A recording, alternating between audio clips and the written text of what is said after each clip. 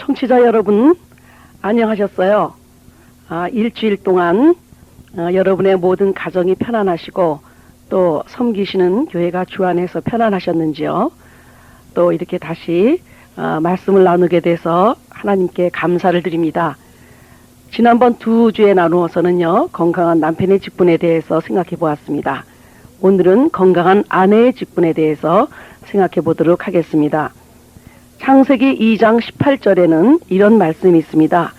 여호와 하나님이 가라사대 사람의 독초하는 것이 좋지 못하니 내가 그를 위하여 돕는 배필을 지으리라 하시니라. 또 에베소서 5장 23절에는 아내들이여 자기 남편에게 복종하기를 주께 하듯 하라. 이는 남편이 아내의 머리됨이 그리스도께서 교회의 머리됨과 같음이니 그가 친히 몸의 구주시니라.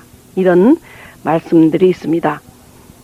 남편과 마찬가지로 아내도 건강해야 되고 또 하나님이 주신 하나님이 파송하신 그 직분을 잘 감당해야 합니다. 그럼에도 불구하고 또 크리스찬들까지도 아내의 직분이 어떤 것인지 잘 모르는 분들이 계실 뿐만 아니라 특히나 또 믿지 않는 그런 가정에서는 이 아내가 어떤 역할과 어떤 직분으로 하나님께서 세우셨는지에 대해서 모르는 경우가 많이 있습니다.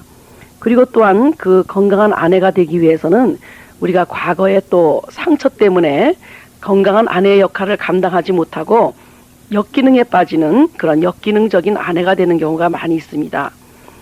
첫째로 아내들에게 과거에 상처가 있을 때, 그러니까 어렸을 때 그 부모로부터 아동학대를 받았다든지 폭력을 받았다든지 열등의식과 그 버림받은 이런 경험들을 통해서 상처가 있을 적에 건강한 아내가 되기가 어렵습니다.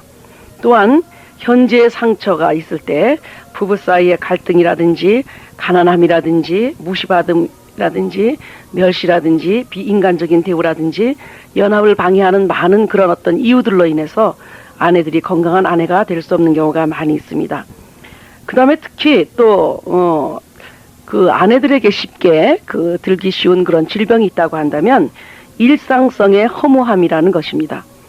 매일 똑같이 반복되는 일 등에 대해서 권태감을 갖고요, 사는 것이 참으로 무의미하다 이렇게 생각하면서 그 아내들이 그 무의미성에 빠지고 허무감에 빠지면서 건강한 아내가 될 수 없는 경우가 많이 있습니다.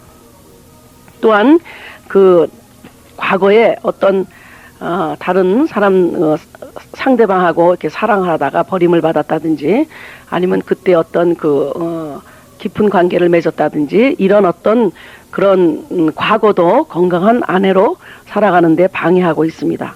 그리고 또한 자기는 상당히 무가치하다 이런 질병에 빠져있는 아내들도 많이 있습니다. 그리고 자녀들의 문제들로 인해서 머리가 복잡해지고 혼돈을 느끼며 그리고 자녀들이 점점 난폭해질 적에 어떻게 해야 될지 모르는 절망감 때문에 또 건강한 아내로 살아가는 경우가 못 살아가는 경우가 많이 있습니다. 그리고 특별히 아내들이 그 자존심이 상하고 건강한 그 자존감을 갖고 살 수 없는 큰 이유 중에 하나가 남편들의 외도와 폭력, 도박과 술 중독 이런 것들입니다.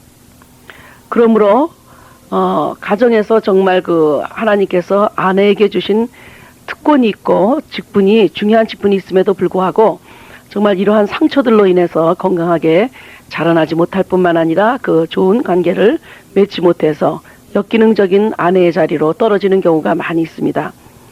자, 이제 이 아내들도 이런 어떤 내적인 상처들을 치유받아야 되고 그리고 자신의 소중성을 깨닫고 아내로서의 직분이 얼마나 소중한가를 다시 한번 깨달을 때 이런 일상성의 허무감, 무가치 이런 것으로부터 자유할 수가 있습니다.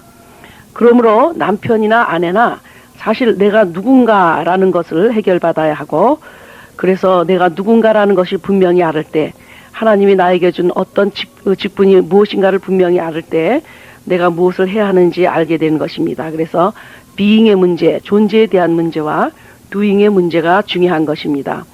디모데후서 3장 16절 이하에도 성경 말씀이 교훈과 책망과 바르게 함, 의로 교육하기에 유익하다라고 말씀하셨고 그래서 하나님의 사람으로 온전케 되며 또한 동시에 선한 일을 행하기에 온전케 되도록 성경 말씀은 우리들에게 그 교훈도 하고 책망도 하고 바르게 하고 의로 교육한다라는 것입니다. 여기에서도 말씀을 보게 되면 제일 중요한 것이 하나님의 사람으로 준비된다라는 것입니다. 하나님의 사람으로 온전하게 된다라는 얘기는 하나님의 사람으로 준비된다라는 뜻입니다. 그리고 그렇게 존재가 준비됐을 때 선한 일을 행할 수 있다라는 것이죠. 그래서 우리는 먼저 대부분이 사역을 생각하고 자기가 무엇을 해야 될까를 생각하는 경우가 많이 있지만은 먼저 내가 누군가라는 것을 알 때 내가 무엇을 해야 되는가를 발견하게 되는 것입니다.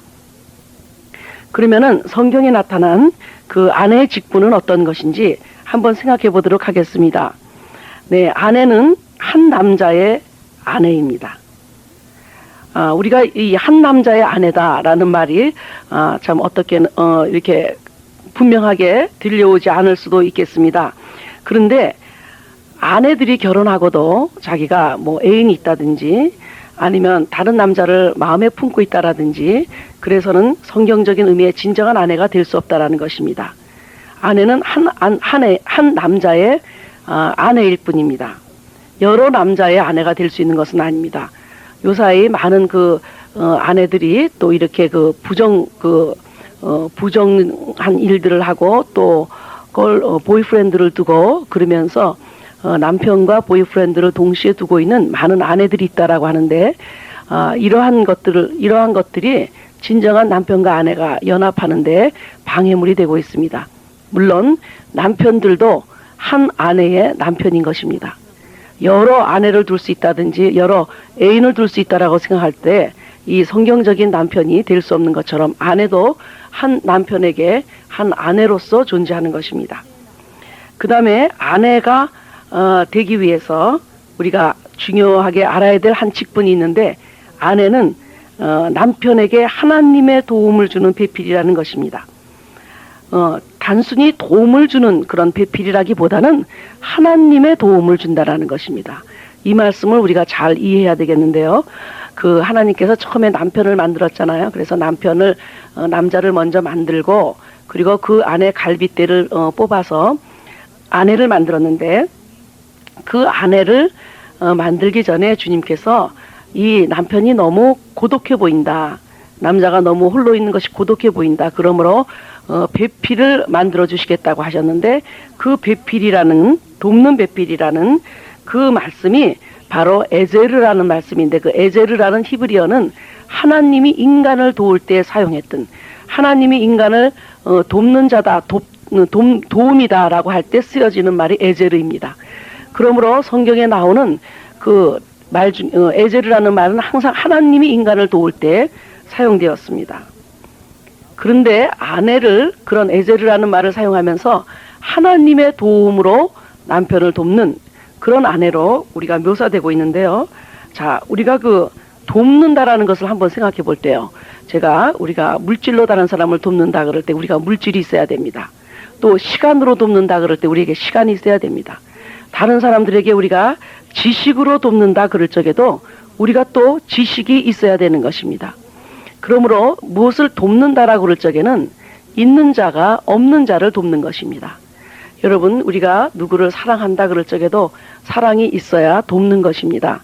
그리고 피아노를 쳐서 교회에서 이렇게 반주도 하고 또 복음성가 그런 반주도 하고 그럴 때도 그분이 피아노 연습을 하면서 많은 시간을 투자하고 피아노에 대한 그 트레이닝을 받았기 때문에 다른 사람들을 도울 수가 있는 것입니다. 그러므로 이 돕는 자라고 하는 것은 굉장히 특권이죠. 뭔가 가진 자가 그렇죠. 또 인내함으로 우리가 도울 때는 더 많은 인내를 가진 사람이 그 적은 인내를 가진 사람을 도울 수가 있는 것입니다. 아내는 이렇게 남편에게 돕는 자인데 하나님의 도움으로 돕는 것이다. 여러분, 남편에게 그럼 무엇을 돕는 것이 하나님의 도움으로 도우는 것일까요? 여러분, 만일 결혼해서도 이러한 직분에 대한 사명을 깨닫지 못한다고 한다면 그분은 아내가 아니고 여전히 여자로 머물고 있는 것입니다. 우리가 말씀 안에서 다시 아내라는 직분으로 태어나지 아니하면 우리는 진정한 의미에서 가정을 향하신 하나님의 뜻을 발견할 수 없고 가정을 통해서 우리가 체험하도록 만들어주신 그리스도와 교회의 비밀을 깨달을 수가 없습니다. 자, 남편을 만드시고요. 갈빗대를 뽑아서 여자를 만들었어요. 그래서 아담이 눈을 뜨게 되었을 적에는 정말 내 뼈 중에 뼈요, 내 살 중에 살이다. 그래서 그렇게 놀라움과 경이로움을 그 아내에 대해서 표현해 주었는데요. 아내는 남편에게 하나님의 도움으로 돕도록 세워준 돕는 배풀입니다. 그러면 하나님의 도움이라는 것이 무엇인가를 우리가 한번 생각해 보도록 하겠어요. 하나님의 도움, 우리가 그 남편을 돕는다고 그럴 적에 뭐 설거지를 하면서 돕고 또 집안 청소를 하면서 돕고 남편의 옷을 또 잘 정돈해 주면서 돕고 또 정신적으로 또 함께 기대면서 친구가 되어줄 수 있는 것으로 돕고 또 영적으로 기도하면서 함께 돕고 이러한 것들을 우리가 다 도움에 들어갑니다. 그렇다고 한다면 이런 도움은 정말 아내가 없다고 하더라도 도와줄 수 있는 사람들은 간혹 있습니다. 진정으로 아내가 남편에게 도와줄 수 있는 하나님의 도움이라는 것은 어떤 것일까요? 그것은 바로 생명을 낳는 것입니다. 생명을 낳을 때 함께 동력자가 된다라는 것입니다. 그래서 생명의 은혜의 유업을 함께 나눌 자로 그 아내를 성경에서도 표현하고 있는데요. 정말 그 생명을 낳는 일이라고 하는 것은 그건 하나님만이 도울 수 있는 도움입니다.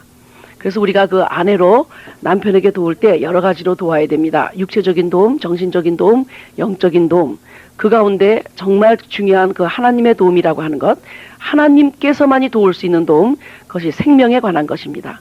그래서 생명의 은혜의 유업을 함께 낳고 경건한 자손들을 키우는 일, 이것이 남편을 향한 아내의 돕는 배필로서의 가장 중요한 직분이라고 볼 수가 있습니다. 정말 그 아내는요, 작은 일로부터 큰 일까지 잘 도울 수가 있습니다. 정말 옷을 꿰매주는 일로부터 생명을 낳는 일까지, 그리고 또 김치를 담그는 일로부터 또 남편을 영적인 지도자의 사명을 잘 감당하도록 하는 정말 기도의 파수꾼의 역할까지 잘 도울 수가 있습니다. 세밀한 것으로부터 거창한 것까지, 작은 것으로부터 큰 것까지. 그래서 이렇게 그 아내를 돕는 배필자로 세워졌는데 거기에 감정적인 위로와 도움, 육체적인 도움, 영적인 동반자로서의 도움, 경제적인 협력자로서의 어떤 도움자, 자녀 교육의 도움자, 문학 예술을 함께 이해하는 친구, 이런 것들을 다 도울 수가 있지만은, 그러나 이거는 꼭 아내가 하지 않는다고 하더라도 또 다른 사람들이 할 수 있는 부분입니다. 그래서 정말 아내가 도울 수 있는 것이 무엇일까요? 그 아내가 도울 수 있는 것, 바로 우리가 영적인 자녀를 낳는, 정말 경건한 후손을 낳는 그 생명의 은혜의 유업을 함께 나누는 이러한 일이야말로 하나님이 그 아내에게 준 특권이요, 큰 그 직분이라고 저는 생각합니다. 그래서 돕는다라고 그럴 적에 우리가 정말 그 아내가 되어서 남편을 돕는다고 할 때 돕지 못하는 경우가 많이 있습니다. 그래서 그 돕지 못하는 부분을 제가 좀 말씀을 드리려고 하는데요.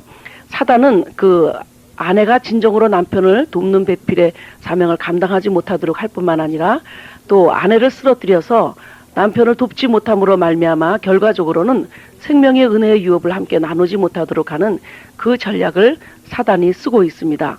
그래서 저는 아내에 대한 선교가 프론티어 미션, 정말 미개척 아주 뭐라 그럴까요? 미 전도 지역을 선교하는 가장 중요한 것이 가정에서는 아내를 향한 선교라고 저는 생각합니다.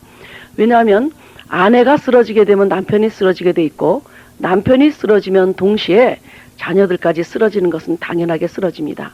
그런데 이 사단이 아내가 돕는 배필로서의 사명을 감당하지 못하도록 뭐라 그럴까요? 최전방에서 아내를 먼저 쓰러뜨리는 이유가 몇 가지 있습니다.